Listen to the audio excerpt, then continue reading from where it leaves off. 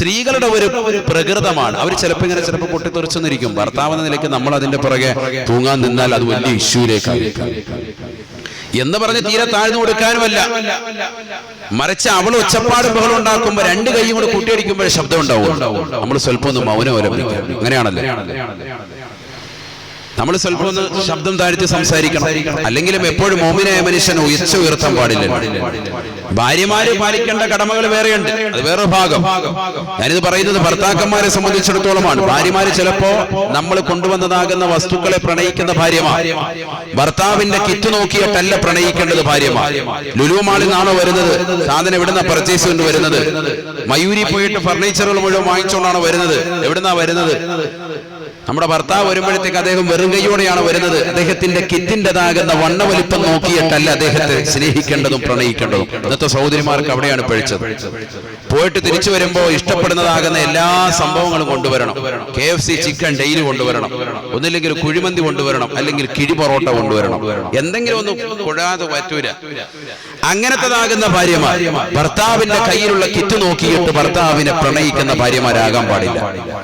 അങ്ങനെയുള്ള ഭാര്യമാര് ചിലപ്പോ ഒന്നും കൊണ്ടുവരാതെ കൈവീശി വരുന്നത് കാണുമ്പോ, ഭർത്താവിന് അന്ന് ജോലിയൊന്നും ഇല്ലായിരുന്നു, വൈകുന്നേര സമയമായപ്പോ പോകുമ്പോഴുള്ള മുഖഭാഗമൊന്നുമല്ല, തിരിച്ചു വരുമ്പോ വളരെ വിഷമനായിട്ട് വരുന്നതാകുന്ന പ്രിയപ്പെട്ട ഭർത്താവിനോട് പരുഷമായി സംസാരിക്കുന്ന ഭാര്യമാർ. ചെറിയ പ്രശ്നങ്ങൾ ഉണ്ടാകുമ്പോൾ തുണി അലക്കുന്ന സന്ദർഭത്തിലും കറി വെക്കുന്ന സന്ദർഭത്തിലും ഒക്കെ ചിലപ്പോ ഇങ്ങനെ പെറുപെറുക്കുന്നത് നിങ്ങൾക്ക് കേൾക്കാം, അല്ലേ? ഇങ്ങനെയൊക്കെ പറയുന്നത്. അപ്പൊ നമ്മൾ എന്നിട്ട് എന്താ പറഞ്ഞത് എന്ന് പറഞ്ഞ് നീ കൂടുതലായിട്ട് ചോദിക്കാൻ നിന്നാൽ അത് വലിയ വിഷയത്തിലേക്ക് എത്തിപ്പെടും. അതാണ് ഉമർ റളിയല്ലാഹു അൻഹു പറഞ്ഞത്, എല്ലാ കുടുംബങ്ങളിലും ചെറിയ ചെറിയ പ്രശ്നങ്ങളുണ്ട്, അത് പർവ്വതീകരിക്കാൻ നിൽക്കരുതേ എന്ന് ഉമർ ഇബ്നുൽ ഖത്താബ് റളിയല്ലാഹു അൻഹു. കണ്ടില്ല കേട്ടില്ല എന്ന് കൊടുക്കണം.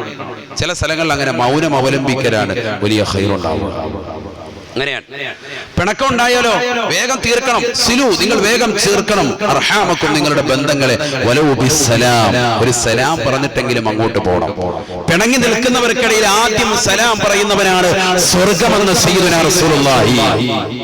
ആദ്യം സലാം പറയുന്നവൻ, അസ്സലാമു അലൈക്കും എന്ന് പറഞ്ഞ് അങ്ങോട്ട് ചെല്ലുന്നവനാ സ്വർഗം. അല്ലാതെ അവനിങ്ങോട്ട് വരട്ടെ, അവൻ എന്നേക്കാൾ ഇളയതല്ലേ, ഞാനല്ലേ അവന്റെ മൂത്തത് എന്ന് പറഞ്ഞുകൊണ്ട് ജ്യേഷ്ഠൻ നിലകൊള്ളാൻ പാടില്ല, അനുജനും നിലകൊള്ളാൻ പാടില്ല. ഞാനല്ലേ വലിയ സമ്പന്ന, വലിയ ആള്, വലിയ സംഭവമായിട്ട് നിൽക്കുന്ന ആൾ. അങ്ങനെയല്ല. അങ്ങോട്ട് ആദ്യം സലാം പറഞ്ഞുകൊണ്ട് ചെല്ലുന്ന ആരാണോ അവർക്കാണ് ബറക്കത്ത്, അവരാണ് സ്വർഗത്തിന്റെ അവകാശികൾ. ഭാര്യ ഭർത്താക്കന്മാർക്കിടയിൽ പിണങ്ങിയാൽ ഭാര്യ വൈകണ്ട, വേഗം ചെല്ലിൻ, ഭർത്താവ് അങ്ങോട്ട് ചെല്ലിൻ. ഒരിക്കൽ ബഹുമാനപ്പെട്ടതായ സൽമാനുൽ ഫാരിസ് റളിയല്ലാഹു അൻഹു നിവേദനം ചെയ്യുന്ന ഹദീസിൽ കാണാം, ഫാത്തിമ ബീവി റളിയല്ലാഹു അൻഹാ ഹബീബായ റസൂലുള്ളാഹി സ്വല്ലല്ലാഹു അലൈഹി വസല്ലമ തങ്ങളുടെ അടുക്കലേക്ക് കടന്നു വരുകയാണ്. വഹിയ തബ്കീ ബുകാഅൻ ശദീദാ, അതിശക്തമായ കരഞ്ഞുകൊണ്ടാണ് അല്ലാഹുവിന്റെ റസൂലിന്റെ ചാരത്തേക്ക് കടന്നു വരുന്നത്. ഹബീബായ റസൂലുള്ളാഹി സ്വല്ലല്ലാഹു അലൈഹി വസല്ലമ തങ്ങൾ ചോദിക്കുകയാണ്, മാ യുബ്കീകി യാ ഫാത്തിമ, മാ യുബ്കീകി യാ ഫാത്തിമ, ഫാത്തിമ നീ എന്തിനാണ് കരയുന്നത് ഫാത്തിമ? ഹബീബായ റസൂലുള്ളാഹി സ്വല്ലല്ലാഹു അലൈഹി വസല്ലമ തങ്ങൾ ചോദിക്കുമ്പോൾ ഫാത്തിമ ബീവി റളിയല്ലാഹു അൻഹാ അല്ലാഹുവിന്റെ റസൂലിനോട് പറയുകയാണ്, യാ റസൂലല്ലാഹ്, ഇന്നി ഖദ് ജുഫ്തുനി അലിയൻ നംസി. അല്ലാഹുവിന്റെ റസൂലേ, പ്രിയപ്പെട്ട പിതാവേ, ഇന്നലെ എന്റെ പ്രിയപ്പെട്ടതാകുന്ന ഭർത്താവാകുന്ന അലിയാർ തങ്ങളുമായ ഒരു ചെറിയ വിഷയത്തിൽ ഞങ്ങൾക്കിടയിൽ പിണക്കമുണ്ടായി പോയി. ഹബീബായ റസൂലുള്ളാഹി സ്വല്ലല്ലാഹു അലൈഹി വസല്ലമ തങ്ങൾ ചോദിക്കുകയാണ്, എന്നിട്ട് എന്തുണ്ടായി ഫാത്തിമ? പറയണേ ഫാത്തിമ. ആകാംക്ഷയുടെ മുൾമുനയിൽ നിൽക്കുകയാണ് ഹബീബായ റസൂലുള്ളാഹി.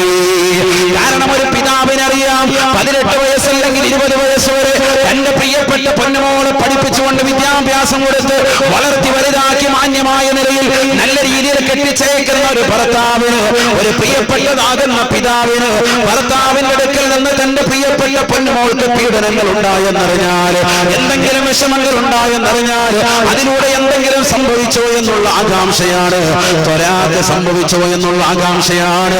അല്ലാഹുവിന്റെ റസൂൽ ചോദിക്കുകയാണ്, എന്തുണ്ടായി ഫാത്തിമ? പഠിച്ചു വെക്കണേ സഹോദരിമാരെ, പെങ്ങളെ, എന്റെ ഭർത്താവിന് ആനയുണ്ട്, എന്റെ ഭർത്താവ് എന്റെ പ്രിയപ്പെട്ടതാകുന്ന ഉപ്പയ്ക്ക് വലിയതാകുന്ന സമ്പത്തുണ്ട്, എന്റെ ഉപ്പയ്ക്ക് ഒരുപാട് കടകളുണ്ട്, എന്റെ ഉപ്പയ്ക്ക് ഒരുപാട് ഏക്കർ കണക്കിന് ഭൂസ്വത്തുണ്ട്, എന്റെ ഉപ്പ ഇതാ പ്രവാസ ലോകത്ത് വലിയതാകുന്ന മാളുകൾ പണിതിട്ട് അതിലൂടെയുള്ളതാകുന്ന വരുമാന സ്രോതസ്സിലൂടെ റാഹത്തായി ഞങ്ങൾ ജീവിതം നയിക്കുന്നവരാണ്. ആ ഉപ്പയ്ക്ക് ഒറ്റ ഓളാണ്. ഞാൻ തിരിച്ചു കയറി ചെന്നാൽ നഷ്ടപ്പെടുന്നത് നിങ്ങൾക്ക് മാത്രമാണ് എന്നൊക്കെ അഹന്ത വെച്ചുകൊണ്ട് ജീവിക്കുന്നതാകുന്ന സഹോദരിമാരെ പഠിച്ചു വെക്കണേ, പഠിച്ചു വെക്കണേ. ഫാത്തിമ ബീവി റളിയല്ലാഹു അൻഹാ ഒരു സൗന്ദര്യത്തിൽ കുറവുള്ളവളായിരുന്നില്ല. അല്ലാഹുവിന്റെ റസൂലിന്റെ പ്രിയപ്പെട്ട മകളാ.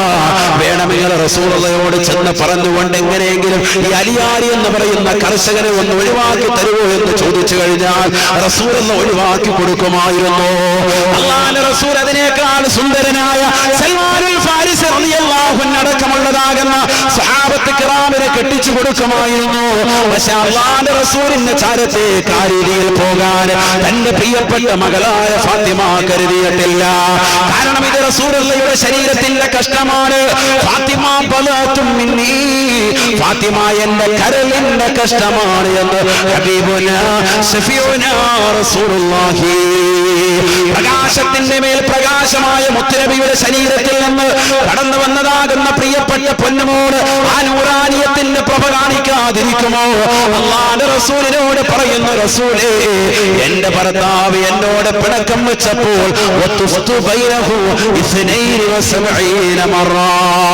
എന്റെ ഭർത്താവിരിക്കുന്ന കസേരയ്ക്ക് ചുറ്റുവട്ടം 72 പ്രാവശ്യം ഞാൻ വലയം ചെയ്തു റസൂലേ, 72 പ്രാവശ്യം ഞാൻ വലയം ചെയ്തു റസൂലേ. വഖുൽതു, ഞാൻ പറഞ്ഞുകൊണ്ടിരുന്നു, ഇർലാനി യാ ഹബീബി, ഇർലാനി യാ ഹബീബി, എന്റെ ഭർത്താവേ നിങ്ങൾ പൊരുത്തപ്പെടണേ പ്രിയതമാ, പൊരുത്തപ്പെടണേ, പൊരുത്തപ്പെടണേ. അറിയാതെ സംഭവിച്ചു പോയതാണെന്ന് പറഞ്ഞുകൊണ്ട് ഭർത്താവിനെ കൊണ്ട് പൊരുത്തപ്പെടിക്കാൻ ശ്രമിച്ചു വന്ന് ആയി ബഹുമാനപ്പെട്ടതാകുന്ന ഫാത്തിമ ബീവി റളിയല്ലാഹു അൻഹാ ഹബീബായ റസൂലുള്ളാഹി സ്വല്ലല്ലാഹു അലൈഹി വസല്ലമ തങ്ങൾ ചോദിക്കുകയാണ്, എന്നിട്ടോ ഫാത്തിമ എന്തുണ്ടായി പറയൂ ഫാത്തിമ. ഫാത്തിമ ബീവി റളിയല്ലാഹു അൻഹ പറയുകയാണ്, ഫളഹിക ഫറദിയാ, എന്റെ ഭർത്താവിരിക്കുന്നതാകുന്ന കസേരയ്ക്ക് ചുറ്റുവട്ടം 72 പ്രാവശ്യം, ഒന്നല്ല 10 അല്ല 72 പ്രാവശ്യം ഭർത്താവിരിക്കുന്ന കസേരയ്ക്ക് ചുറ്റും ഞാൻ തവാഫ് ചെയ്ത് അദ്ദേഹത്തെ വലയം ചെയ്തിട്ട് പൊരുത്തപ്പെടണേ പ്രിയതമാ എന്ന് പറഞ്ഞുകൊണ്ട് പൊട്ടിക്കരഞ്ഞപ്പോഴാണ് അദ്ദേഹം എനിക്ക് പൊരുത്തപ്പെട്ടു തന്നത്, അദ്ദേഹം എനിക്ക് പൊരുത്തപ്പെട്ടു തന്നത്, അദ്ദേഹം എന്നെ നോക്കി പുഞ്ചിരിച്ചത് ഫാത്തിമ ബീവി റളിയല്ലാഹു അൻഹ പറഞ്ഞപ്പോ അല്ലാഹുവിന്റെ റസൂൽ പറഞ്ഞതാകുന്ന വാക്യം ഒന്ന് പഠിച്ചു വെക്കണേ ഉമ്മമാരെ, പഠിച്ചു വെക്കണേ ചെറുപ്പക്കാരെ. വൈവാഹിക ജീവിതത്തിലേക്ക് കാലെടുത്ത് വെച്ച് കുറഞ്ഞ ദിവസം കൊണ്ട് ഭർത്താവിന്റെ അടുക്കൽ നിന്ന് ഒളിച്ചോടാ തയ്യാറായി നിൽക്കുന്ന പെങ്ങൾമാരെ, കാല് പ്രസവിച്ചതാകുന്ന സഹോദരിമാരടക്കം കരുനാഗപ്പള്ളിയിൽ നിന്ന് അന്യമതത്തിൽപ്പെട്ടവരോടൊപ്പം മുസ്ലിം സമുദായത്തിൽപ്പെട്ട അവർക്കന്യരാകുന്ന ചെറുപ്പക്കാരുമായി ഒളിച്ചോടിപ്പോയ സഹോദരിമാരില്ലോ, പഠിച്ചു വെക്കണേ പെങ്ങളെ. സ്വന്തം ഭർത്താവിന്റെ സൗന്ദര്യം ചുറ്റിച്ചുളഞ്ഞപ്പോ മറ്റുള്ള കാമുകന്മാരുമായി രഹസ്യമായി ചാറ്റിംഗ് നടത്തിക്കൊണ്ട് ഒളിച്ചോടാൻ തയ്യാറെടുക്കുന്ന സഹോദരിമാരെ പഠിച്ചു വെക്കണേ. ഫാത്തിമ ബീവി ആരാണ്? എന്തുകൊണ്ടാണ് ഫാത്തിമ ബീവിക്ക് സ്വർഗ്ഗം അല്ലാഹു നൽകിയത്? സംശുദ്ധമായ ജീവിതം നയിച്ചതുകൊണ്ടാണ്. അല്ലാഹുവിന്റെ റസൂലിന്റെ മകളെന്ന് പറഞ്ഞിട്ട് ബഹുമാൻ മഹദിയവർക്ക് അല്ലാഹു സ്വർഗ്ഗത്തിൽ സമുന്നതമായ പദവി അല്ലാഹു നൽകുന്നില്ല. സ്വർഗ്ഗത്തിൻ്റെതാകുന്ന കവാടത്തിൽ കാത്തു നിൽക്കുന്ന 4 ഹൂർലിങ്ങളുണ്ടത്രേ, 4 സ്ത്രീകളുണ്ടത്രേ. ആ സ്വർഗീയ സ്ത്രീകളിൽ പെട്ട മകളെയാണ് ബീവി ഫാത്തിമ.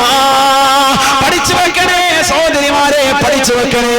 എന്തുകൊണ്ടാണ് അത്രയേറെ സംശുദ്ധത അല്ലാഹു കൈവരിക്കാൻ സാധിച്ചത്? അല്ലാഹുവിന്റെ റസൂലിന്റെ പ്രിയപ്പെട്ട മകളായതുകൊണ്ട് മാത്രമല്ല, ആ പ്രിയപ്പെട്ട പിതാവിന്റെ ജീവിതം ഒപ്പിയെടുക്കുകയായിരുന്നു, പരിപൂർണമായി ഇത്തിബാ ചെയ്യുകയായിരുന്നു. കേവലം ഒരു പറച്ചിൽ മാത്രമല്ല, നീ പഠിക്കേണ്ടത് നിന്റെ വാപ്പയും നിന്റെ ഉമ്മയും മാതൃകയാക്കിയിട്ടാണ്. വർഷങ്ങൾ 40ഉം 50ഉം കഴിഞ്ഞില്ലയോ? ഈ കരുനാഗപ്പള്ളിയിലെ ഒരു കടയും കമ്പോളത്തിലും ഒരു ബീച്ച് റോഡുകളിലും അവർ കറങ്ങി നടന്നിട്ടില്ല. എത്ര സംശുദ്ധ പരിശുദ്ധമായ ജീവിതമാണ് ജീവിക്കുന്ന ഓരോ രക്ഷകർത്താക്കളും നമുക്ക് സമ്മാനിച്ചത്. അവരെ പറയിപ്പിക്കാൻ ഇന്ന് ക്യാമ്പസുകൾ പ്രണയിച്ച് നടക്കുന്നു, അവരെ പറയിപ്പിക്കാൻ ബീച്ച് റോഡുകൾ പ്രണയിച്ച് നടക്കുന്നു, അവരെ പറയിപ്പിച്ചുകൊണ്ട് ബസ് സ്റ്റാൻഡുകളും റോഡുകളിലും ഇരുന്നുകൊണ്ട് പരസ്യമായി ചുംബനങ്ങളിൽ ഏർപ്പെടുന്ന മുസ്ലിം സഹോദരന്മാർ അല്ലാഹുവിന്റെ കോടതിയിൽ ഹിസാബിനെ ഭയക്കാത്തവരല്ലയോ? എങ്ങനെയാണ് നിങ്ങളുടെ ജീവിതത്തിൽ പിന്നീട് ഒരു ദാമ്പത്യ ജീവിതം നിങ്ങൾക്കുണ്ടാകുമ്പോ അത് തകരാതിരിക്കുന്നത് എങ്ങനെയാണ്? വൈവാഹിക ജീവിതത്തിന് മുമ്പ് തന്നെ ഇത്തരത്തിലുള്ള കോമാളിത്തരങ്ങൾ കാണിക്കുന്ന സമൂഹമല്ലയോ? ഹബീബായ റസൂലുള്ളാഹി സ്വല്ലല്ലാഹു അലൈഹി വസല്ലമ തങ്ങൾ തന്റെ പ്രിയപ്പെട്ട മകളാകുന്ന ഫാത്തിമ ബീവി ഈ വർത്തമാനം പറഞ്ഞപ്പോ ഭർത്താവ് പൊരുത്തപ്പെട്ട റസൂലേ എന്ന് പറഞ്ഞപ്പോ അല്ലാഹുവിന്റെ റസൂൽ ചേർത്ത് പിടിക്കുകയാണ്, കാതിൽ പറയുകയാണ് റസൂലുള്ളാഹ്. ഹബീബായ റസൂലുള്ളാഹി സ്വല്ലല്ലാഹു അലൈഹി വസല്ലമ തങ്ങൾ പറയുകയാണ്, ഫാത്തിമ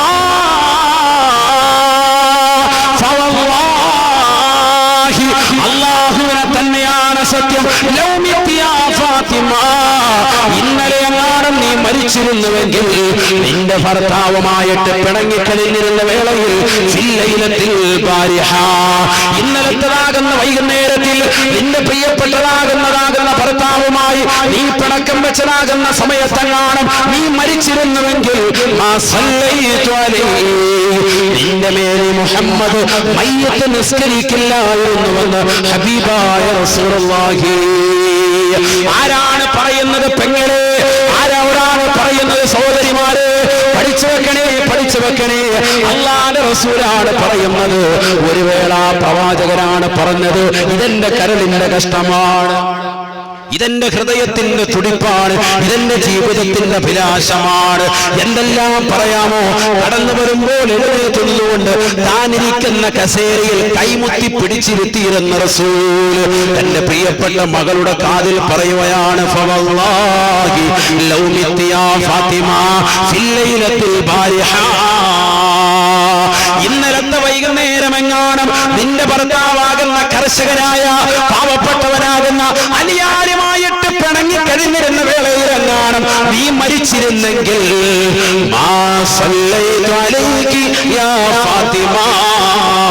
നിന്റെ മേലെ മുഹമ്മദ് മയ്യത്ത് നിസ്കരിക്കില്ലായിരുന്നുവെന്ന് ഹബീബായ റസൂലുള്ളാഹി. അത്രമേൽ ഗൗരവമുള്ള കാര്യമാണ്. എന്നിട്ട് റസൂലുള്ള ലോകത്തോട് പറയുകയാണ്, ഫാത്തിമയെ സാക്ഷി നിർത്തി പഠിച്ചു വെക്കണേ. കരുനാഗപ്പള്ളിയിലുള്ള ഓരോ ഉമ്മമാരുടെയും ഓരോ സഹോദരിമാരുടെയും ഹൃദയാന്തരങ്ങളിൽ വരിഷ്ഠമായ ബിന്ദുക്കളെ കൊണ്ട് താലോലിക്കേണ്ട വാക്കാണ്. അല്ലാഹുവിന്റെ റസൂൽ പറയുകയാണ്, ഫാത്തിമ പഠിച്ചു വെക്കണേ. എന്തുകൊണ്ടാണ് നിന്റെ മയ്യത്ത് നിസ്കരിക്കില്ല എന്ന് പറയാൻ കാരണം,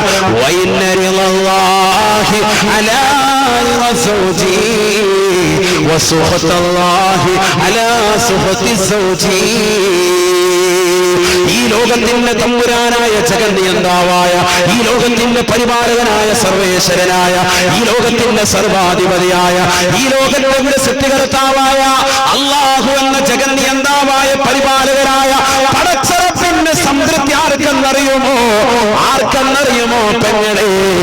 ഭർത്താവിന്റെ സംതൃപ്തി ഉള്ളവർക്കാണ് എന്ന് ഹബീബായ റസൂലുള്ളാഹി. വസുഖത്തല്ലാഹി അലാ സുഖതി സൗജി. അല്ലാഹു എന്ന ജഗന്നിയന്താവായ പരിപാലകനായ പടച്ചറപ്പിന്റെ കോപം ആർക്കെന്നറിയുമോ? സ്വന്തം ഭർത്താവ് ആരുടെ മേലാണോ കോപിച്ചത് ആ പെണ്ണിന്റെ മേലാണ് അല്ലാഹുവിന്റെ കോപമുണ്ടാവുക എന്ന് ഹബീബായ റസൂലുള്ളാഹി. അതുകൊണ്ട് ഭർത്താവ് പിണങ്ങിയോ ഭാര്യ പിണങ്ങിയോ അതല്ല വിഷയം, എത്രയും പെട്ടെന്ന് പോയി പൊരുത്തപ്പെടിക്കണേ. ആരാണോ ആദ്യം കടന്നു ചെന്നുകൊണ്ട് സലാം പറയുന്നത് അവന് സ്വർഗം പുൽകിപ്പോയെന്ന് ഹബീബായ റസൂലുള്ളാഹി സല്ലല്ലാഹു അലൈഹി വസല്ലം. അതായത് രാമൻ സാർ നമ്മുടെ സ്ഥാനാർത്ഥികളോട് മഹേഷുണ്ടോ? ഇല്ല, വന്നില്ല. വന്നിട്ട് പോയി. ഇന്നലെ വരാം. ഓക്കെ. എപ്പം നിർത്താൻ കേട്ടോ?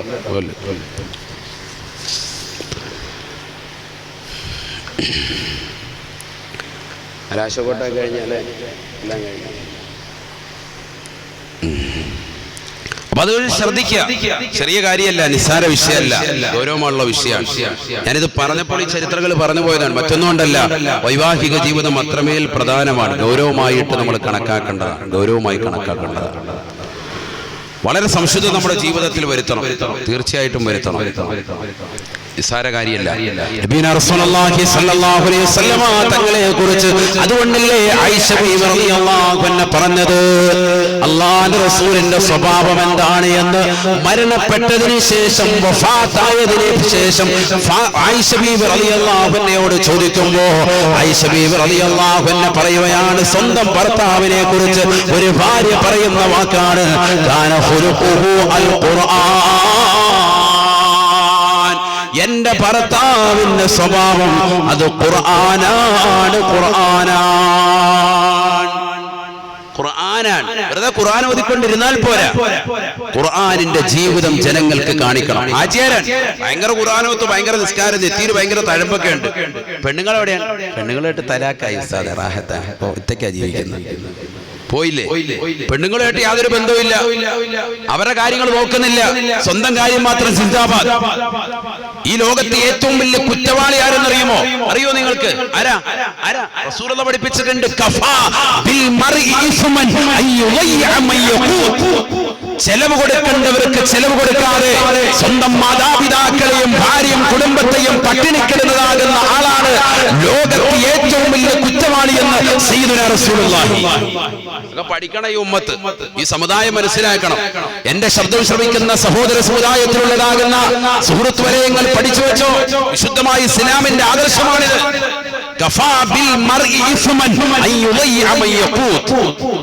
ഇന്ന് സ്വന്തം മക്കളെ നോക്കാനില്ല, അമ്മത്തൊട്ടിലുകൾ അധികരിക്കാണ്. മാതാപിതാക്കള് ഇല്ലാതെ വരുമ്പോ ഇതാ റോഡലുകൾ പ്രസവിക്കപ്പെട്ടതാകുന്ന കുട്ടികളെ കൊണ്ടുപോയി ശുശ്രൂഷിക്കുന്നതാകുന്ന സ്ഥലങ്ങൾ അധികരിച്ചു വരികയാണ്, അമ്മത്തൊട്ടിൽ അധികരിച്ചു.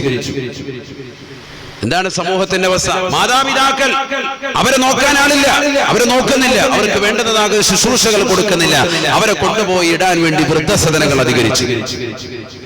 ഇതാണ് കാലഘട്ടം. സമ്പത്ത് കൂടുമ്പോഴുള്ള അവസ്ഥ ഇതാണ്. അള്ളാഹു നമ്മുടെ മക്കളെയൊക്കെ സാലിഹീങ്ങൾ ചേർക്കട്ടെ, അള്ളാഹു ചേർക്കട്ടെ. സമ്പത്ത് കൂടുമ്പോഴും നമ്മൾ അവർക്ക് കൊടുക്കേണ്ടത് ആത്മീയതയാണ്, അത് കൈമോശം വരാൻ പാടില്ല.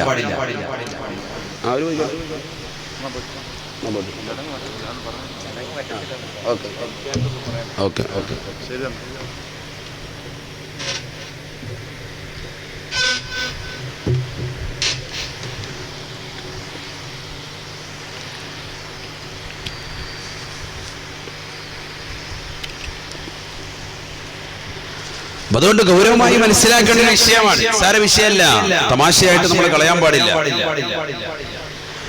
നബിയുനാ റസൂലുള്ളാഹി സ്വല്ലല്ലാഹു അലൈഹി വസല്ലം തങ്ങൾ അതുകൊണ്ട് തന്നെയാണ് പറയുന്നത്, അയ്യുമംറഅത്തിൻ മാതത് വസൗജുഹാ അൻഹാ റാളി ദഖലത്തിൽ ജന്ന ദഖലത്തിൽ ജന്ന. നബിയുനാ റസൂലുള്ളാഹി സ്വല്ലല്ലാഹു അലൈഹി വസല്ലം തങ്ങൾ ഉറപ്പെടുത്തുകയാണ്, പഠിച്ചു വെക്കണേ സഹോദര സഹോദരി, ഉമ്മമാരെ പ്രത്യേകമായി കാതുകൊടുത്തൊന്ന് കേൾക്കണേ, കേൾക്കണേ. അയ്യുമംറഅത്തിൻ മാതത്, ഒരു പെണ്ണി ലോകത്ത് നിന്ന് വിട പറഞ്ഞു പോയി, വസൗജുഹാ അൻഹാ റാൾ, അവളുടെ ഭർത്താവ് അവളെ കൊണ്ട് സംതൃപ്തനാണ്. എന്റെ ഭാര്യ, ഞാൻ അവളുമായി മധുവിധ ആഘോഷിച്ചവനാണ്, എനിക്ക് ഭക്ഷണം പാചകം ചെയ്ത് തന്നവളാണ്, എന്റെ മക്കളെ പോറ്റിയവളാണ്, അവർക്ക് മുലപ്പാല് നൽകിയവളാണ്, എന്റെ വീട് അടിച്ചു വാരി വൃത്തിയായി സൂക്ഷിച്ചവളാണ്. ഞാനിതാ 30-40 വർഷം ജീവിച്ചു, സന്തോഷകരമായ ജീവിതമായിരുന്നു അവളുമായിട്ടുണ്ടായിരുന്നത്. ഒരു പ്രശ്നവുമില്ല, ഒരു അലട്ടലുമില്ല. ഭക്ഷണമുണ്ടെങ്കിൽ സന്തോഷമാണ്, ഭക്ഷണമില്ലെങ്കിൽ അതൊന്നും പ്രശ്നമല്ല. എല്ലാം സമാധാനത്തോടുകൂടി ആശ്വാസത്തോടുകൂടി ഭർത്താവിനോടൊപ്പം നിലകൊള്ളുന്നതായ ഭാര്യ. അല്ലാഹുവിന്റെ റസൂൽ പറയുകയാണ്, ഭർത്താവ് സംതൃപ്തനാണ് എങ്കിൽ അവൾ തീർച്ചയായും സ്വർഗത്തിലാണ്. ദഖലത്തിൽ ജന്ന, സ്വർഗത്തിൽ പ്രവേശിച്ചുവെന്ന് നബിയുനാ റസൂലുള്ളാഹി സല്ലല്ലാഹു അലൈഹി വസല്ലം. എന്താ പറഞ്ഞത്? ഭർത്താവ് ഭാര്യ മരിച്ചു പോകുമ്പോ ഭർത്താവ് ജീവിച്ചിരിപ്പുണ്ട്. അദ്ദേഹം പറയാണ്, എന്റെ ഭാര്യ റാഹത്തുള്ളവളായിരുന്നു, അവളെപ്പോൾ അത്രയും റാഹത്തുള്ള വേറൊരു ഭാര്യയില്ല എന്ന് പറഞ്ഞാൽ അവൾ തീർച്ചയായും സ്വർഗത്തിലാണ് ആ ഭാര്യ എന്ന സയ്യിദുനാ റസൂലുള്ളാഹി. ഈ സദസ്സിൽ ഒരുപാട് പേര് അങ്ങനെ ഉണ്ടാവും. ഒരുപക്ഷെ ഹൃദയത്തിൽ ഇപ്പോൾ അവർക്ക് വിങ്ങുന്നുണ്ടാവും ഓരോ ഭാര്യമാരുടെ, നിങ്ങളുടെ ഭാര്യയുടെ അവസ്ഥ. എത്ര സുഖമില്ലാതെ കിടന്നാലും ഭർത്താവ്, അദ്ദേഹത്തിന് ആരോഗ്യമുണ്ട്, താൻ സുഖമില്ലാതെ കിടന്നാലും ഭർത്താവിന് വേണ്ടി എഴുന്നേറ്റ് ഭക്ഷണം പാചകം ചെയ്യാൻ വേണ്ടി തയ്യാറാകുന്ന സഹോദരിമാർ. കടയിൽ നിന്ന് വാങ്ങാൻ പറയൂല, ആ വേഗം കടയിൽ നിന്ന് വാങ്ങിച്ചോ, 2 ഫുഡ് കുഴിമന്തി വാങ്ങിച്ചോണ്ടോ അല്ലെങ്കിൽ ഫുഡ് വാങ്ങിച്ചോണ്ടോ എന്ന് പറയല്ല, ഞാൻ തന്നെ വരാമെന്ന് പറഞ്ഞ് എഴുന്നേറ്റ് എത്ര ബുദ്ധിമുട്ടുണ്ടെങ്കിലും, ശ്വാസം മുട്ടായിക്കോട്ടെ, പനിയായിക്കോട്ടെ, ഛർദിലായിക്കോട്ടെ, എല്ലാം മാറ്റി വെച്ചിട്ട് ഭർത്താവിന് വേണ്ടി ഇറങ്ങിത്തിരിക്കുന്ന എത്ര ഭാര്യമാരുണ്ട് നമുക്കിടയിൽ ഉണ്ടല്ലോ. അള്ളാഹു അവർക്ക് ബർക്കത്ത് നൽകട്ടെ. ഈ മറക്കപ്പുറത്തിരിക്കുന്ന സഹോദരിമാരൊക്കെ ആ രീതിയിലുള്ളവരാണ്. അള്ളാഹു അവർക്ക് ഖൈർ പ്രദാനം ചെയ്യുമാറാവട്ടെ. നമ്മുടെ ഭാര്യമാരൊക്കെ അള്ളാഹു സാലിഹത്തുകൾ ചേർത്ത് അനുഗ്രഹിക്കട്ടെ. സ്വർഗം കിട്ടാൻ കാരണമാണ്. സ്വർഗം നിസ്സാര കാര്യമല്ല. ഒരുപാട് അമൽ ചെയ്യുക എന്നുള്ളതിലല്ല, ചെയ്യുന്ന അമലിൽ പരിപൂർണമായ സംതൃപ്തി ആഗ്രഹിച്ച് ചെയ്താൽ ഈ കുറഞ്ഞ കാര്യങ്ങൾ കൊണ്ട് സ്ത്രീകൾക്ക് സ്വർഗത്തിലെത്താൻ പറ്റും. മനസ്സിലാക്കണം. സ്ത്രീകൾ സ്വർഗത്തിൽ കടക്കാൻ അവർ ഒരുപാടും ചെയ്യണ്ട, കുറഞ്ഞ കാര്യം ചെയ്താൽ മതി. അതിനൊരു ഹദീസ് പഠിപ്പിച്ചു തരാം കേട്ടോ. നബിയനാ റസൂലുള്ളാഹി സ്വല്ലല്ലാഹു അലൈഹി വസല്ലം തങ്ങളുടെ ചാരത്തേക്ക് അസ്മാ ബിൻത് യസീദ് അൽ അൻസാരി റളിയല്ലാഹു അൻഹ കടന്നു വരുകയാണ്. അസ്മാ ബീവി കടന്നു വന്നുകൊണ്ട് പറയുകയാണ്, യാ റസൂലല്ലാഹ്, അല്ലാഹുവിന്റെ റസൂലേ, റസൂലേ, ഞാൻ ഒരാളാണ് കടന്നു വന്നിട്ടുള്ളതെങ്കിലും സ്ത്രീകളുടേതാകുന്ന ആവശ്യം പറയാൻ വന്നതാണ്. ഞാൻ ഒറ്റയ്ക്കാണ് വന്നിട്ടുള്ളത്, പക്ഷെ ഒരു കൂട്ടം സ്ത്രീകളുടെ ആവശ്യം തങ്ങളോട് പറയാൻ വന്നതാണ്. നബി ചോദിച്ചു, എന്താ കാര്യം? നബിയോട് പറഞ്ഞു, ഞങ്ങൾക്ക് ഈ ജുമുഅ ജമാഅത്തിനൊന്നും വരാൻ പറ്റൂലല്ലോ, സ്ത്രീകളല്ലേ, ഞങ്ങൾക്ക് യുദ്ധത്തിൽ പങ്കെടുക്കാൻ പറ്റൂല, നമുക്ക് ഒരുപാട് നന്മകൾ തടയപ്പെടുന്നുണ്ട്, ജുമുഅ ജമാഅത്തിന് വരാൻ പറ്റില്ല, 5 വഖത്ത് വരണമെന്ന് ഞങ്ങൾക്ക് വലിയ താല്പര്യമുണ്ട്. സഹാബിയത്താകുന്ന വനിതകളാണ്. അതുകൊണ്ട് തന്നെ അവർ പറയും, ഞങ്ങൾക്ക് ജുമുഅ ജമാഅത്തിന് വരാൻ പറ്റൂല, ഞങ്ങൾക്ക് ജിഹാദ് യുദ്ധത്തിന് വരണമെന്നുണ്ട്. പടച്ചട്ടക്കാണ് ഞങ്ങൾക്ക് വന്നാൽ കൊള്ളാമെന്നുണ്ട്, ഞങ്ങൾ ഇവിടെ അതിന് ഇറങ്ങാൻ റെഡിയാണ്. പക്ഷെ നബിയെ തങ്ങൾ പറഞ്ഞു സ്ത്രീകൾ വരണ്ടെന്ന് പറഞ്ഞിട്ടുണ്ട്, ഞങ്ങൾ അതിൽ നിന്ന് വിലക്കിയേക്കാൻ. ഞങ്ങൾക്ക് ഈ കൂലിയൊക്കെ ഒന്ന് കിട്ടണ്ടേ നബിയെ? ഈ ജുമായില്ല, ഈ ജമാഅത്തും ഇല്ല, ഈ ജിഹാദൊന്നും ഇല്ല, ഞങ്ങളിങ്ങനെ വീട്ടിൽ തളച്ചിട്ടിരിക്കുകയാണോ എന്ന അർത്ഥം. മനസ്സിലായില്ല? അങ്ങനെ പറയുന്ന കൗമുണ്ട്. അതുകൊണ്ട് അവർക്ക് വേണ്ടി പറയുന്നു കേട്ടോ. ഞങ്ങളിങ്ങനെ വീട്ടിൽ പർദ്ദയ്ക്കുള്ളിൽ അടച്ചിട്ടിരിക്കുകയാണോ, ചില്ലിട്ടതാകുന്ന കൂട്ടിൽ വെച്ചിരിക്കുകയാണോ, ഞങ്ങളെന്താ ഡമ്മികളാണോ, ഞങ്ങൾ പുറത്തിറങ്ങണ്ടേ എന്ന് ചോദിക്കുന്നതാകുന്ന ആളുകളുണ്ടല്ലോ. നവീന ചിന്താഗതിക്കാർ പഠിച്ചു വെച്ചോ. നബി സല്ലല്ലാഹു അലൈഹി വസല്ലം തങ്ങൾ ഉടനെ ആ സഹോദരിയോട് പറഞ്ഞത്, സ്വഹാബിയത്താകുന്ന വനിതയോട് അല്ലാഹുവിന്റെ റസൂൽ പറഞ്ഞത് പഠിക്ക്, എന്നിട്ട് നിങ്ങളുടെ ജീവിതത്തിൽ ഉൾക്കൊള്ളു, അമൽ ചെയ്യൻ, അല്ലാഹു തൗഫീഖ് തരട്ടെ. എന്നിട്ട് നന്നാവിൻ, എന്നിട്ട് നിങ്ങൾ തീരുമാനിക്കും എന്താ വേണ്ടതെന്ന്.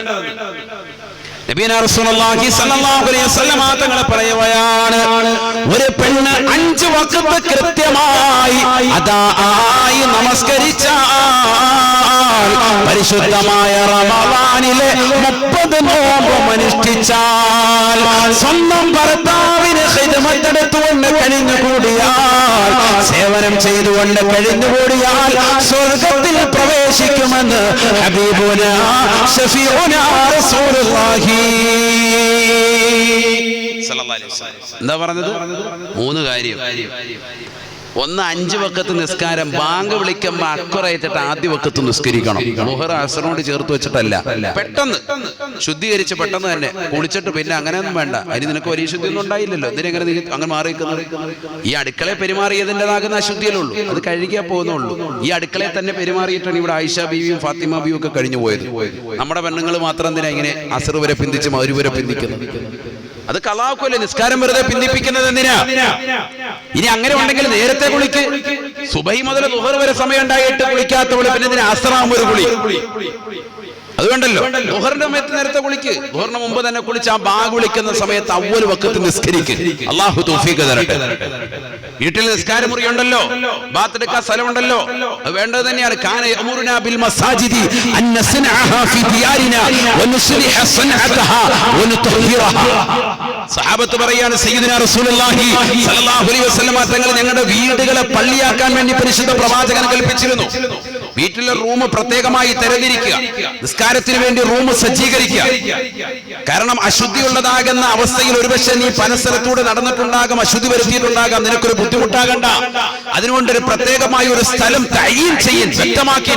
കാന യഅമുറുനാ ബിൽ മസാജിദി അൻ നസ്നഅഹാ ഫി ദിയാരിനാ, ഞങ്ങളുടെ വീടിന്റെ അകത്തലങ്ങളിൽ നിസ്കരിക്കാൻ വേണ്ടി പ്രത്യേകമായ ഒരു സ്ഥലം തഈൻ ചെയ്യാൻ, വ്യക്തത വരുത്താൻ അല്ലാഹുവിന്റെ റസൂൽ ഞങ്ങളോട് കൽപ്പിച്ചിരുന്നു.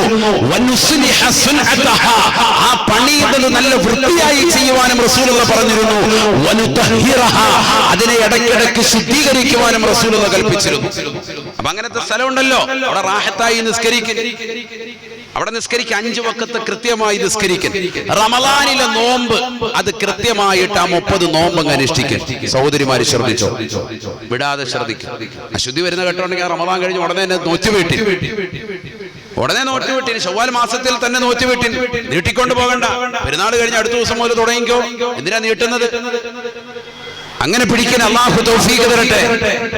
എന്നിട്ടോ നബി സല്ലല്ലാഹു അലൈഹി വസല്ലം തങ്ങൾ അസ്മാഇനോട് പറഞ്ഞു, സ്വന്തം ഭർത്താവിന് സേവനം ചെയ്ത് നിലകൊള്ളി, സ്വർഗ്ഗത്തിൽ കടക്കുമെന്ന് മുഹമ്മദ് മുസ്തഫ. വേറൊന്നും പറഞ്ഞിട്ടില്ല. ഈ ഒരൊറ്റ വാക്ക് വെച്ചിട്ട് നിങ്ങൾ അമൽ ചെയ്താൽ മതി. അല്ലാഹു തൗഫീഖ് തരട്ടെ. മറക്കപ്പുറത്തിരിക്കുന്നവർക്ക് സ്വർഗം പുൽകാൻ കാരണം ഇതാ. ഈ മറക്കിപ്പുറത്തിരിക്കുന്നവർക്ക് കടമ്പകൾ ധാരാളം. ജമാഅത്ത് ഒഴിയാൻ പാടില്ല, വരണം. ജമാഅത്ത് ഒഴിയുന്നവന്റെ വീട് കരിക്കാൻ വേണ്ടി നമ്മൾ നിയ്യത്ത് ചെയ്തു സയ്യിദുനാ റസൂലുള്ളാഹി സ്വല്ലല്ലാഹു അലൈഹി വസല്ലം പറഞ്ഞ ഹദീസ്. ജമാഅത്ത് ഒഴിയുമ്പോ അവന്റേതാകുന്ന ഒരാളെ ഇവിടെ ഇമാമത്തിനെ ഏൽപ്പിച്ചിട്ട് ഞാൻ അവിടെ ചെന്നിട്ട് ജമാഅത്ത് ഒഴിയുന്നവന്റെ വീട് കരിച്ചു കളയാൻ വേണ്ടി ഞാൻ നിയ്യത്ത് ചെയ്തു. അത്ര ഗൗരവത്തിൽ, കരിച്ചു കളയണമെന്ന അർത്ഥത്തിലല്ല, അത്ര ഗൗരവമുണ്ട്, നിസ്സാര വിഷയമല്ല ജമാഅത്ത് കളഞ്ഞു കുളിക്കുന്നത് എന്നത്. ജുമുഅ എന്തായാലും നിർബന്ധമാണ്. ജമാഅത്തിനേക്കാൾ വലിയ ഔലിയാണ് ജുമുഅ. ഞാൻ മുമ്പ് സൂചിപ്പിച്ചിട്ടുള്ളതാണ്. ആ ജുമുഅയുടെ 2ാമത്തെ റക്അത്തിലെ റുകൂഇലെങ്കിലും വന്ന് ചേർന്നില്ലെങ്കിൽ ജുമുഅ കിട്ടൂല. ഇത് പഠിച്ചു വെക്കണം. ഞാൻ മുമ്പ് പള്ളിയിൽ ഒരു വെള്ളിയാഴ്ച ഞാൻ സൂചിപ്പിച്ചതുമാണ്. പുരുഷന്മാർ കൂടുതലുള്ളത് കൊണ്ടൊന്ന് ശ്രദ്ധയിൽപ്പെടുത്തുന്നു എന്ന് മാത്രം. ആരെങ്കിലും സഹോദരങ്ങൾ വിട്ടുപോകുന്നവർ, ചിലപ്പോൾ ലാസ്റ്റ് വാലൊക്കെ കഴിഞ്ഞ് പ്രഭാഷണമൊക്കെ കഴിഞ്ഞ് ജുമുഅയ്ക്ക് വന്ന് കൂടിയിട്ടുള്ള ആളുകൾ ഒരുപക്ഷെ അത് കേട്ടിട്ടുണ്ടാവൂല. സാധാരണ ജമാഅത്തായി നമസ്കാരം പോലെയല്ല ജുമുഅ.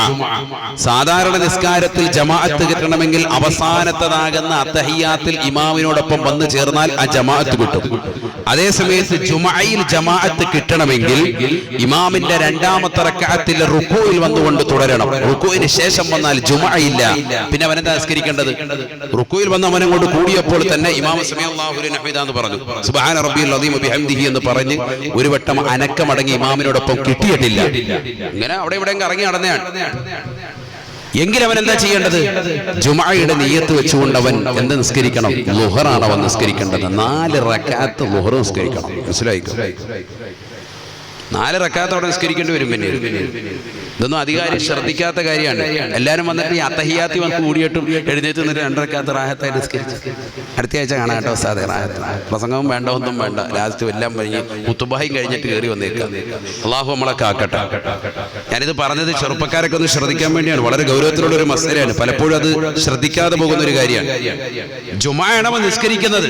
പക്ഷെ 2ാമത്തെ റക്അത്തിൽ വന്ന് റുകൂഇന് ശേഷം വന്ന് തുടർന്നാൽ അവൻ ആ ജുമുഅയുടെ ജമാഅത്ത് കിട്ടിയിട്ടില്ല. അതുകൊണ്ട് തന്നെ അവന് ജുമുഅയായിട്ടല്ല കെട്ടുപെടുക, അവൻ ളുഹർ നിസ്കരിക്കണം. ഗൗരവമായി മനസ്സിലാക്കേണ്ട ഒരു മസലയാണ്. അതാണ് ഷാഫി മദ്ഹബിലെ പ്രബല അഭിപ്രായം. ഗൗരവമായി മനസ്സിലാക്കണം. 4 റക്അത്ത് നിസ്കരിക്കണമെന്ന് അർത്ഥം. എഴുന്നേറ്റിട്ട് വേഗം തന്നെ പോകാൻ പാടില്ല. അള്ളാഹു നമ്മളെ സാലിഹീങ്ങൾ ചേർത്ത് അനുഗ്രഹിക്കട്ടെ. അപ്പൊ കുടുംബ ബന്ധം ചേർക്കുക, അതിലേക്ക് ഉപോത്ബലകമായിട്ട് വരുന്നതാണ് ഇതിന്റെ ദാമ്പത്യ ജീവിതം. അത് നീ ശ്രദ്ധിക്കണം. വിശുദ്ധമായ റമളാൻ കടന്നു വരുമ്പോൾ അതിലേക്ക് നീ ശ്രദ്ധിക്കണം. നബിയനാ റസൂലുള്ളാഹി സ്വല്ലല്ലാഹു അലൈഹി വസല്ലം തങ്ങളുടെ ജീവിതം സംശുദ്ധമാണ്.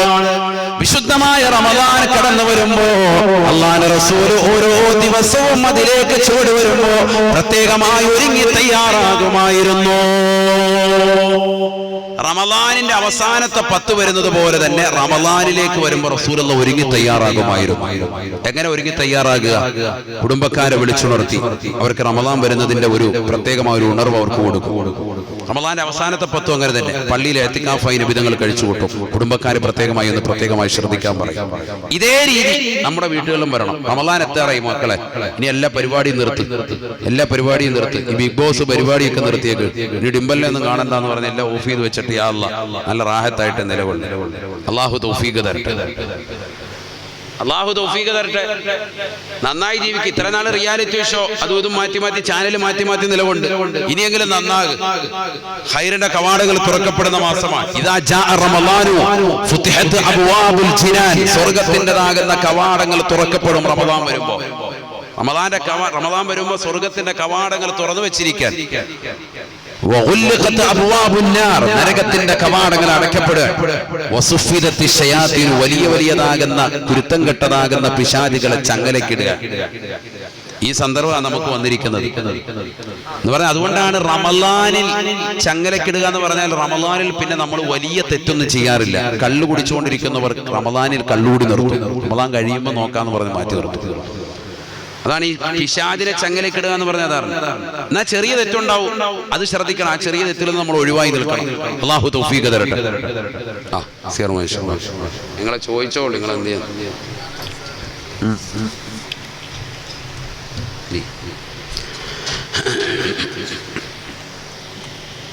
അപ്പോൾ അതുകൊണ്ട് ശ്രദ്ധിക്കണം, നമ്മൾ അമൽ ചെയ്തുകൊണ്ട് നിലകൊള്ളണം. പിന്നെ ഒരു കാര്യം ചെയ്യാനുള്ളത് ഇനി തൗബയാണ്. റമളാന് മുമ്പ് നമ്മൾ തൗബ ചെയ്ത് നിലകൊള്ളണം. 27 രാവിലെ പള്ളിയിൽ വന്ന് നമ്മുടെ സാധാരണ നമ്മൾ കൂടുന്ന പരിപാടിക്ക് വന്ന് കൂടി ആ സമയത്ത് ഒരു തൗബ ചെയ്തിട്ട് പോയിട്ട് മാത്രം കാര്യമില്ല. കാരണം ആ സമയത്ത് തൗബ ചെയ്താൽ അതിന് മുമ്പുള്ള അമലുകൾ സ്വീകരിക്കണ്ടേ. 27ന്റെ അവിടം വരെ നമ്മൾ ചെയ്ത അമലുകളൊന്നും സ്വീകരിക്കണ്ടേ. എന്താ നിങ്ങൾ അതിന്റെ ഒരു അർത്ഥം എന്താണ് മനസ്സിലാക്കേണ്ടത്? റമളാന് മുമ്പ് നമ്മുടെ ഹൃദയം കഴുകി ശുദ്ധീകരിക്കണം. എല്ലാ ബന്ധുക്കാരെയും പോയി കാണണം. റമളാന് മുമ്പ് ഒരു ബന്ധം പുതുക്കൽ വേണം. സലാം പറയാത്തവരോട് അങ്ങോട്ട് പോയി കാണണം. നബി സല്ലല്ലാഹു അലൈഹി വസല്ലം തങ്ങളുടെ അടുക്കൽ ഒരു സഹാബി വന്നിട്ട് പറഞ്ഞു, എന്റെ അംർ ഇബ്നു ശുഐബ് റളിയല്ലാഹു അൻഹു ആണ്. നബി സല്ലല്ലാഹു അലൈഹി വസല്ലം തങ്ങളോട് പറഞ്ഞു, നബിയെ എനിക്ക് ചില കുടുംബക്കാരുണ്ട്, ഞാൻ അങ്ങോട്ട് അവർക്ക് നന്മ ചെയ്യുന്നവനാണ്. ഇന്നി അഅഫു വയദ്ലിമൂൻ, അങ്ങോട്ട് ഞാൻ അവർക്ക് നന്മ ചെയ്യും, അവരെന്നെ ആക്രമിക്കും. വഅഹ്സിനു വയുസിഉ ഇലയ്യ, ഞാൻ അവർക്ക് ഒരുപാട് നന്മ ചെയ്യും. പോകുമ്പോൾ നല്ല കിറ്റൊക്കെ കെട്ടിക്കൊണ്ട് പോകും. പക്ഷെ അവരും കൂടെ വരുമ്പോൾ വെറും കൈയോടെ വരുന്നു. ഒരു കിറ്റും ഇല്ല, ഒന്നുമില്ല. ഹലാസ്. നമ്മുടെ നാട്ടിൽ ഭാഷയിൽ പറഞ്ഞാൽ ഞാൻ അങ്ങോട്ട് നന്മ ചെയ്യും, പോകുമ്പോൾ ഭയങ്കരമായിട്ട് കിറ്റൊക്കെ കെട്ടി ഭയങ്കര സംഭവമായിട്ടാണ് ഞാൻ അങ്ങോട്ട് പോകും. കൊച്ചാപ്പ മൂത്താപ്പകൾ അപ്പം അങ്ങനെ ബന്ധുക്കാരൊക്കെ നമ്മുടെ ബന്ധുക്കാരുടെ വീട്ടിലേക്കൊക്കെ പോകുമ്പോൾ. പക്ഷെ അവരിങ്ങോട്ട് വരുമ്പോഴോ ഒരു സാധനമില്ല. ഒരു കോലുമുട്ടായി എങ്കിലും നമ്മുടെ മക്കൾക്ക് അല്ലാത്ത അതും ഇല്ല. അതും നമ്മൾ പ്രതീക്ഷിച്ചാൽ അതും ഇല്ലാതെയാണ് വരുന്നത്. അപ്പൊ ചിലപ്പോൾ നമ്മുടെ വീട്ടുകാരും അതുപോലെ തന്നെ സ്ത്രീകൾ ഉൾപ്പെടെ എല്ലാവരും ചിലപ്പോൾ ശ്രദ്ധിച്ചാൽ അവർ പറയും, അവർ വന്നപ്പോൾ ഒന്നും കൊണ്ടുവന്നില്ലല്ലോ എന്ന് പറയും. അപ്പൊ നമ്മുടെ മനസ്സിലൊരു മാനസികമായിട്ട് ഇനി അങ്ങോട്ട് പോകുമ്പോൾ എന്നാ ഇപ്പൊ ഇപ്രാവശ്യം ആപ്പിൾ ഓറഞ്ചും മുന്തിരിയും കൊണ്ടുവരുന്നു, ഇനി പോകുമ്പോൾ മുന്തിരി അങ്ങ് കട്ട് ചെയ്തിട്ട് അപ്പം ചിലപ്പോൾ പെണ്ണുങ്ങൾ പറയും ഒന്നും കൊണ്ടുപോകണ്ട, ഇനി അങ്ങനെ പോയാൽ മതി, അവരിങ്ങോട്ട് വന്നതുപോലെ തന്നെ പോയാൽ മതി. അപ്പൊ അതേ ഒരു മനസ്സ് എന്റെ മനസ്സിൽ തോന്നിപ്പോയി. സ്വഹാബിയാണ് അദ്ദേഹം പറയാണ്, പക്ഷെ ഞാൻ അങ്ങോട്ട് എത്ര നന്മ ചെയ്താലും അവരിങ്ങോട്ട് ആക്രമിക്കുകയാണ്. ഞാൻ അവർക്ക് ഒരുപാട് നന്മ ചെയ്യുന്നുണ്ട്. ഈ സാധനങ്ങൾ കൊണ്ടുപോയി കൊടുക്കുക മാത്രമല്ല, അവർക്ക് വേണ്ടുന്ന എല്ലാ ആവശ്യങ്ങളും ഒറ്റ വാക്കിൽ പറഞ്ഞാൽ അതൊക്കെ ചെയ്യുമ്പോൾ അവർ എന്നോട് തിരിച്ച് അക്രമമാണ് കാണിക്കുന്നത്. ഞാൻ അവർക്ക് നന്മ ചെയ്യുമ്പോൾ അവരെന്നോട് തിന്മയാണ് ചെയ്യുന്നത്. എന്താണ് ഞാൻ അവർക്ക് ചെയ്യേണ്ടത്? നബിയെ, അവരെന്നോട് ചെയ്യുന്നത് പോലെ തന്നെ ഞാൻ പകരം ചെയ്യട്ടെ എന്ന് ബഹുമാനപ്പെട്ടവർ ചോദിച്ചപ്പോ നബി തങ്ങൾ കൊടുത്ത മറുപടി ഇല്ല, ചെയ്യരുത്. ولكن جد بالفضل واحسن اليهم شفيعنا رسول الله. നീ അവർക്ക് നന്മ ചെയ്തുകൊണ്ടിരിക്കണം, വീണ്ടും വീണ്ടും നന്മ. അവരുടെ ഹൃദയത്തിന് പരിവർത്തനം വരുന്ന മുറയ്ക്ക് ഒരിക്കലും ഉണ്ടാകണ്ട. നിനക്ക് ആഖിറത്തിൽ നേട്ടം കിട്ടും. നീ ഇപ്പോൾ കൊടുത്തുകൊണ്ടിരിക്കുന്നത് എത്രയാണോ, റമദാനിൽ കൊണ്ട് 1000 കൈമടക്ക് കൊടുക്കുന്നുണ്ട് പ്രായം ചെന്ന ഉമ്മ. പിന്നെ അവർക്ക് ഓർമ്മയൊക്കെ കുറഞ്ഞപ്പോഴത്തേക്കും അത് 500 അങ്ങ് ആക്കാൻ വേണ്ടി നീ ശ്രമിക്കണ്ട. ഓർമ്മയില്ലല്ലോ, ഇവരെങ്ങാനും വല്ല കഷായത്തിനോട് അഴിച്ച് കുടിക്കുവോ, അത് വേണ്ട. അത് കൊടുക്കുന്ന സമയത്ത് നമ്മളോട് വീട്ടുകാരോടൊന്ന് പറഞ്ഞേക്കുന്ന പടയിൽ പൈസ ഇത് കൊടുത്തിട്ടുണ്ടോ ഒന്ന് ശ്രദ്ധിച്ചേക്കണം, അല്ല ഉമ്മാടിയിൽ കൊടുത്തിട്ടുണ്ട്. കൊടുക്കാതിരിക്കണ്ട, അവർക്ക് ഓർമ്മയില്ലല്ലോ. അവർ പണ്ട് നോക്കിയിട്ട് ആഹാ എന്റെ പൊന്നുമോനെ 2000 തന്നായിരുന്നല്ലോ, ഒരു ഉമ്മ തരുമായിരുന്നു, ഇപ്പൊ ഒന്നും ഇല്ലല്ലോ എന്ന് പറഞ്ഞ് നിലകൊള്ളുമല്ലോ. അവർക്ക് ഓർമ്മയില്ലല്ലോ എന്ന് കരുതി നീ ആ കൊടുക്കുന്നതിലൊന്നും കുറവ് വരുത്തണ്ട. അവരിലേക്ക് നീ ആ ചെയ്യുന്ന നന്മ വീണ്ടും ചെയ്തുകൊണ്ടിരിക്കണേ എന്ന് സയ്യിദുനാ റസൂലുള്ളാഹി. എത്ര നന്മയാണ് പരിശുദ്ധ പ്രവാചകർ സല്ലല്ലാഹു അലൈഹി വസല്ലം തങ്ങൾ പഠിപ്പിക്കുന്നത് സഹോദരങ്ങളെ. ഇതൊക്കെ റമദാൻ വരുമ്പോൾ നമ്മൾ ചെയ്യേണ്ടതാണ്. റമദാൻ വരുമ്പോൾ ഒരു ചെറിയൊരു പുതിയായിട്ട് റമദാൻ കിറ്റുമായിട്ട് നേരത്തെ ഇടണം. റമദാന്റെ ഒന്ന് കഴിഞ്ഞിട്ട് ചെയ്യുന്നത് വേറെ, അത് നമ്മൾ റിലീഫ് കിറ്റുകൾ വല്ലാതെ കൊടുക്കുന്നതാണ്. റമദാന് മുമ്പ് തന്നെ നമ്മൾ അവരെ ഒന്ന് പോയി കാണുക. ഇനി സാമ്പത്തികമായി സഹായിക്കേണ്ടവർക്കാണെങ്കിൽ അത്. ചിലർ ഷുഗർ പിടിച്ചിട്ട് അവരിപ്പം മരിക്കുമെന്ന് പറഞ്ഞ് നിലവിൽ അവർക്ക് കൊണ്ടുവന്ന അലുവായും ഐസ്ക്രീം കൊണ്ട് കൊടുത്തിട്ട് എന്താ കാര്യം? അവർക്ക് 2 കിലോ അലുവായും ഐസ്ക്രീം കൊണ്ട് കൊടുത്തിട്ട് അവരെ വിളിച്ചുകൊണ്ട് പോവാൻ എങ്ങോട്ടെങ്കിലും വല്ല വിനോദയാത്രയ്ക്ക് പോകാൻ ഒരു കാര്യമില്ല. അവർക്ക് കൊണ്ടുപോകേണ്ട കാര്യമില്ല. അവർക്ക് ചിലപ്പോൾ സാമ്പത്തികമായിട്ടായിരിക്കും സഹായിക്കേണ്ടത്. ഡയാലിസ് ചെയ്തുകൊണ്ടിരിക്കുകയാണ്, ആഴ്ചയിൽ 2 ഡയാലിസ് ചെയ്തുകൊണ്ടിരിക്കുക, സാമ്പത്തിക ബുദ്ധിമുട്ടാണ്. അവർക്ക് അതിന് അങ്ങനെയാണ് സഹായിക്കുക. ഹോസ്പിറ്റലിൽ കൊണ്ടുപോകുന്നതിന് ഒരു ചെലവായിട്ട് മാറ്റി. ഈ രീതിയിൽ രോഗികളായി കഴിയുന്ന എത്ര കുടുംബക്കാരുണ്ട് നമുക്കിടയിൽ, എത്ര ആളുകളുണ്ട്. അവരൊക്കെ പോയി ഒന്ന് കാണിന് എത്ര ആശ്വാസമാണ്. അവരുടെ ഒരു പ്രാർത്ഥന മതി സഹോദരങ്ങളെ, നിന്റെ റമളാൻ അല്ലാഹു കബൂലാക്കും. റമളാൻ എന്ന് പറഞ്ഞാൽ റമളാൻ വന്നിട്ടും അമൽ ചെയ്യാൻ പറ്റാത്ത എത്രയോ ആളുകൾ നമുക്കിടയിലുണ്ട്. നല്ല ആരോഗ്യമുള്ള ചെറുപ്പക്കാർ, നല്ല ആരോഗ്യവതികളാകുന്ന സ്ത്രീകൾ, ഇരിക്കുന്ന മറക്കപ്പുറത്തിരിക്കുന്നതും ഇവിടെ ഇരിക്കുന്നതും എത്രയോ സഹോദര സഹോദരിമാരുണ്ട്. നല്ല ആരോഗ്യമുണ്ട്, പക്ഷെ റമളാനിൽ അമൽ ചെയ്യാൻ പറ്റുന്നില്ല. എന്തുകൊണ്ട്? തൗഫീഖ് ഇല്ല. തൗഫീഖ് എങ്ങനെയാ കിട്ടുക? അത് നമ്മൾ ഇത്തരത്തിലുള്ളതാകുന്ന ആളുകളുടെ പ്രാർത്ഥനയിലൂടെ, നമ്മൾ അവർക്ക് കൊടുക്കുന്ന സദഖയിലൂടെ, ദാനധർമ്മങ്ങളിലൂടെ, അവരുടെ ഹൃദയത്തിൽ അല്ലാഹു കൊടുക്കുന്നതാകുന്ന ചെറിയൊരു ദുആ, അവരുടെ ഹൃദയത്തിൽ കൊടുക്കുന്നതാകുന്ന ഒരു ചെറിയ പ്രകാശം, അത് നമ്മുടെ ജീവിതത്തിലേക്ക് തട്ടുമ്പോൾ നമ്മുടെ ജീവിതത്തിലെ അമലുകൾക്ക് സ്വീകാര്യതവും അമൽ ചെയ്യാനുള്ള താല്പര്യം കൂടും. അതിനുള്ള സമയവും സന്ദർഭവും അല്ലാഹു നൽകും. ഞാൻ വെറുതെ പറയുന്നതല്ല ഇത്. കഴിഞ്ഞ റമളാൻ നമ്മൾ ഇന്ന് കഴിഞ്ഞുപോയി. എത്രയോ റമളാൻ നമ്മൾ ഇന്ന് പ്രായപൂർത്തി എത്തിയിട്ട് കഴിഞ്ഞുപോയി. ഖുർആൻ ഖത്മ് തീർക്കാത്ത ആളുകളുണ്ട് നമുക്കിടയിൽ. വേണ്ട റമളാനിലെ നോമ്പ് പോലും പകല് പോലും വ്യഭിചരിച്ചുകൊണ്ട്, അഥവാ കണ്ടുകൊണ്ട്, അശ്ലീലത കണ്ടുകൊണ്ടും കാതുകൊണ്ട് അശ്ലീലത കേട്ടുകൊണ്ടും കളഞ്ഞു കുളിച്ച ആളുകൾ നമുക്കിടയിലുണ്ട്. അശ്ലീലമായ പാട്ട് കേൾക്കുന്നവർ. ചെറുപ്പക്കാരൊക്കെ പ്രത്യേകം ശ്രദ്ധിച്ചോ. നോമ്പെന്ന് പറഞ്ഞാൽ കേവലം ഉദര വ്യായാമം മാത്രമല്ല, വയറ് വെറുതെ ഭക്ഷണം കഴിക്കാതിരിക്കുക എന്നുള്ളത് മാത്രമല്ല. നോമ്പെന്ന് പറഞ്ഞാൽ അങ്ങനെയല്ല. അങ്ങനെ മനസ്സിലാക്കിയ ഒരുപാട് സഹോദര സമുദായത്തിൽപ്പെട്ടവർ വരെയുണ്ട്.